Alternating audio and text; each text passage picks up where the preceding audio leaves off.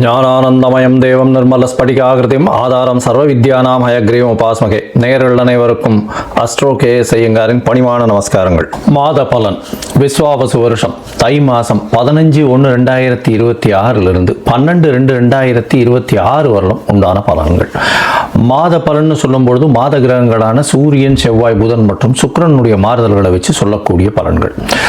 இந்த மாதத்தில் வரக்கூடிய கோள் சாரம் என்ன, இந்த மாதத்தில் வரக்கூடிய விசேஷ நாட்கள் என்ன அப்படின்றத பார்க்கலாம்.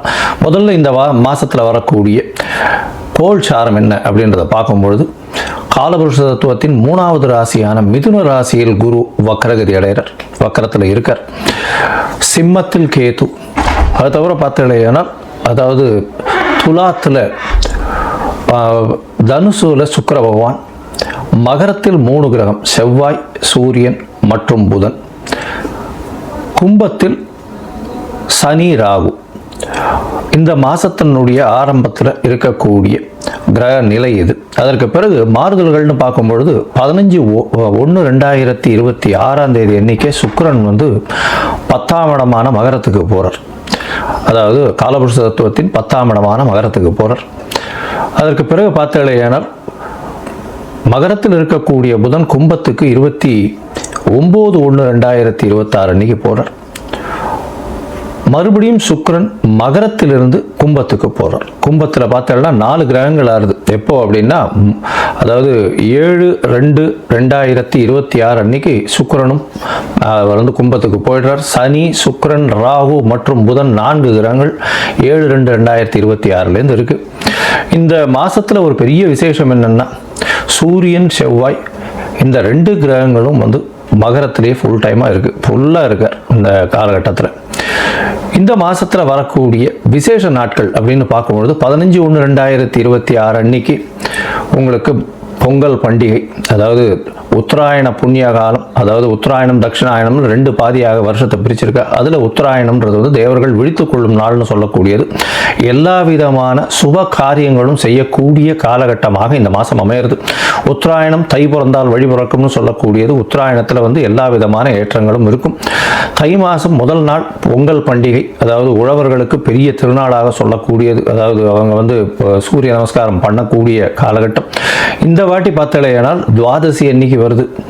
அதாவது தை பொங்கல் துவாதசி 15/1/2026 துவாதசி கேட்ட நட்சத்திரம் வேற வருது. இந்த பொங்கல் வைக்கக்கூடிய சரியான நேரம் பார்த்தலையானால் 9:30 10:30 சுக்கிரஹோரை, சுபஹோரையான வியாழக்கிழமையில் வரக்கூடிய சுபஹோரை. இது 9:30 10:30 மணி வருது. இது ஒரு நல்ல நேரமாக சொல்லக்கூடியது. குளிகை நேரமாக இருந்தாலும் இது ஒரு நல்ல நேரம். குளிகை நேரம் நல்ல சம்பவங்கள் நடக்குமே ஆயின் அது மறுபடியும் வரக்கூடிய வாய்ப்புகள் மிகவும் அதிகம்.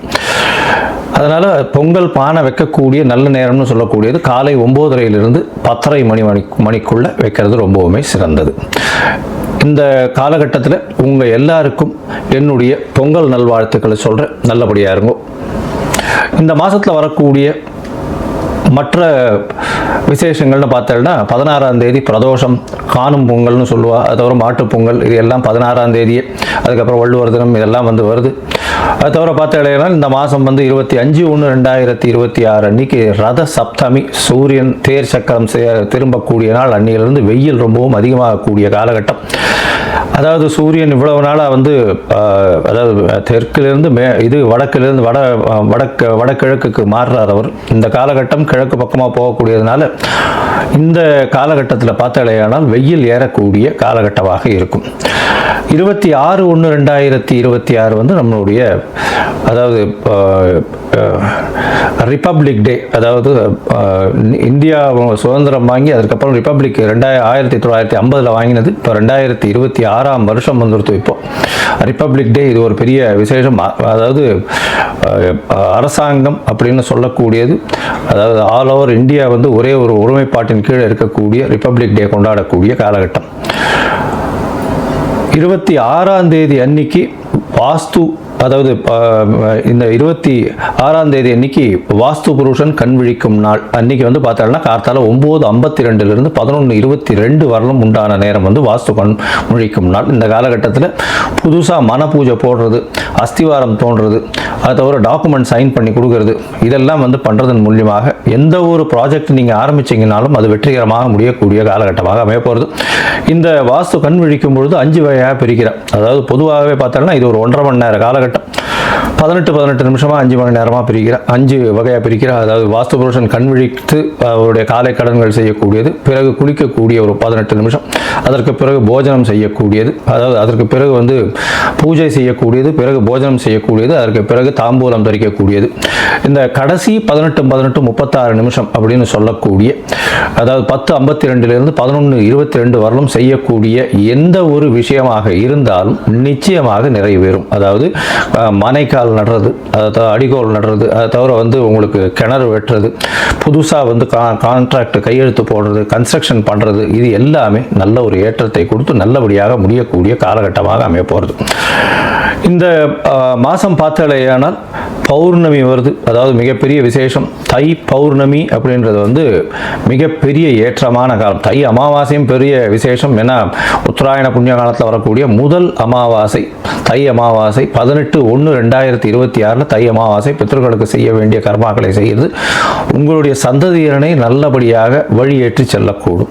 அதனால் நல்ல ஒரு ஏற்றத்தை கொடுக்கக்கூடிய நாள். அதாவது அது வந்து அந்த திதியில் வந்து வேறு எந்த ஒரு விஷயங்களையும் செய்யாமல் பித்ருக்களுக்கு திதி கொடுக்கறது மட்டும்தான் செய்யணும். புதுசாக எதையும் ஆரம்பிக்கிறது அந்த மாதிரியான விஷயங்கள் பண்ணக்கூடாது. இது வந்து 18/1/2026 வருது. அதற்கு பிறகு பௌர்ணமி எண்ணிக்கை பார்த்தாலேயானால் பௌர்ணமி 1/2/2026 தை பௌர்ணமி பெரிய விசேஷமான நாள். தை பௌர்ணமி பார்த்தாலேயானால் வடலூர் அப்படின்னு சொல்லும்போது ராமலிங்க அடிகளார் வரும். அதாவது ராமலிங்க அடிகளாருடைய தினம் வடலூரில் வந்து பார்த்தாலேயானால் அந்த இது தைப்பூச திருநாள் வேறு அன்னைக்கு முருகனுக்கு ரொம்ப விசேஷம். அதை தவிர வந்து ஏற்றிய வயிற்றில் எரியக்கூடிய நெருப்பை அணைக்கக்கூடிய, அதாவது சாப்பாடு போடணும் அப்படின்றத மிகவும் வலியுறுத்தி சொல்லக்கூடியவர். சொல்லி அது இன்னி வரலும் எரிஞ்சிட்டு இருக்கு அப்படின்னு சொல்லக்கூடியது பெரிய விசேஷம். அதாவது உணவு தானமாக கொடுக்கறது, சாப்பாடு தானமாக கொடுக்கறது, பசி அற்ற நிலை எல்லாருக்கும் இருக்கணும், யாரும் பசித்து இருக்கக்கூடாது அப்படின்றத வந்து எடுத்து நல்லபடியாக சொன்னது. சரி, இந்த மாதம் அதாவது தை மாதம் ஒரு ராசிக்கும் என்ன வகையான மாற்றங்கள் ஏற்றங்கள் இருக்குது அப்படின்றத பார்ப்போம். அதற்கு முன்னாடி என்னுடைய மொபைல் நம்பர் கீழே ஸ்க்ராலிங்கில் போயின்னு இருக்கோம். உங்களுக்கு அஸ்ட்ராலாஜிக்கல் கன்சல்ட் வேணும்னா எனக்கு கான்டாக்ட் பண்ணுங்க.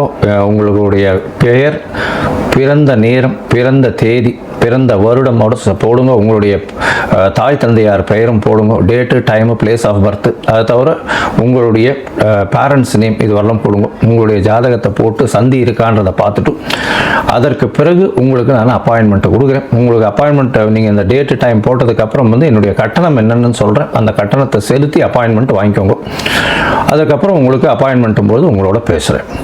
சரி, இப்போ மேஷம் முதல் மீனம் வரை தை மாதம் ஒரு ராசியாக எப்படி இருக்குன்றதை பார்க்கலாம். சிம்மம், மகம், பூரம், உத்திரம் இந்த 3 நட்சத்திரம் 9 பாதங்களை கொண்ட ராசி. ராசியின் அதிபதினு சொல்லக்கூடியவர் சூரியன். உங்களுடைய ராசிக்கு இந்த மாதம், அதாவது தை மாதம் விஸ்வாவசு வருஷம் 15/1/2026 12/2/2026 வரலும் உண்டான காலகட்டம். சூரியன் உங்களுடைய ராசிக்கு 6ஆம் இடத்துல இருக்கார். இந்த வருஷம் பார்த்தாலேனா 6ஆம் இடத்துல இருந்தாலும் செவ்வாய், உச்சம் பெற்ற செவ்வாய், உங்களுடைய மிகப்பெரிய யோகாதிபதி அப்படின்னு சொல்லக்கூடியவர், உங்களுடைய ராசிக்கு 4-9 கூடியவர், ஒரு திரிகோண கேந்திர அதிபதி. அவர் வந்து உங்களுடைய ராசிக்கு 6ஆம் இடத்துல உச்சம் பெற்று போயிருக்கார். எதிரிகள் அற்ற நிலை இருக்கும். போட்டிகளில் சிறு சிறு வெற்றிகள் கிடைக்கக்கூடிய வாய்ப்புகள் உண்டு. எல்லா விதமான, அதாவது புதிய வேலை வாய்ப்பு கிடைக்கக்கூடிய வாய்ப்புகள் நிச்சயமாக இருக்கும். போட்டிகளில் வெற்றி இருக்கும். புதுசாக கடன் வாங்குவீங்க. பூமி சம்பந்தமாக ஏதாவது இடம் வாங்குறது, வனம் வாங்குறது, அதை தவிர வந்து வீடு கட்டுறது, இந்த மாதிரியான விஷயங்களுக்கு லோன் எடுப்பீங்க.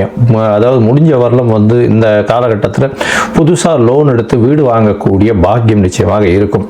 தந்தையின் உடல்நிலை நல்லபடியாக ஏற்றம் கொடுக்கக்கூடிய காலகட்டமாக அமைய போகிறது.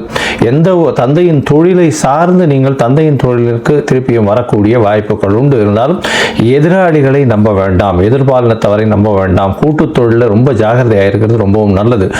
7ஆம் இடத்துல சனி பகவான் உச்சம் பெற்று ஆட்சி பெற்று போயிருக்கார். கும்ப சனியா வேற இருக்கார், ராகுவோட சேர்ந்திருக்கார். அதனால நிச்சயமாக எதிர்பாலினத்தவர் மூலியமாகவோ அதை தவிர கூட்டு தொழிலில் பார்ட்னர்ஷிப்பில் பிரச்சனைகள் வரக்கூடிய வாய்ப்புகள் நிச்சயமாக உண்டு. உங்களுடைய ராசிக்கு பார்த்தலையானால் 7ஆம் இடத்துல சனி, 11ஆம் இடத்துல குரு வக்ரகதியில் இருந்தாலும் குரு ஒரு நல்ல ஏற்றத்தை கொடுக்கக்கூடிய காலகட்டமாகவே அமைகிறது. இருந்தாலும் உடல்நிலையில் சற்று பின்னடைவு ஏற்படக்கூடிய வாய்ப்புகள் உண்டு. குழந்தைகள் மூலியமாக நல்ல ஒரு பெருமை கிடைக்கக்கூடிய வாய்ப்புகள் நிச்சயமாக இருக்கும். சிம்மராசிக்காரர்கள் இந்த காலகட்டத்தில் பார்த்தலையானால் 6ஆம் இடத்துல 4 கிரகங்கள் இந்த மாதம் ஆரம்பித்த உடனேவே இருக்கு. அதாவது சூரியன், செவ்வாய், புதன், சுக்கிரன் 4 கிரகங்களும் மாதத்தை ஆரம்பித்த உடனேலேருந்து இருக்கு. அதோட பார்த்தோம்னா இந்த மாசத்தினுடைய கடைசியில் போகும்பொழுது அதாவது சுக்கிரனும் புதனும் இந்த 6ஆம் இடத்திலிருந்து சப்தமத்துக்கு போறார். அதனால பண வரவிற்கு பஞ்சம் இருக்காது.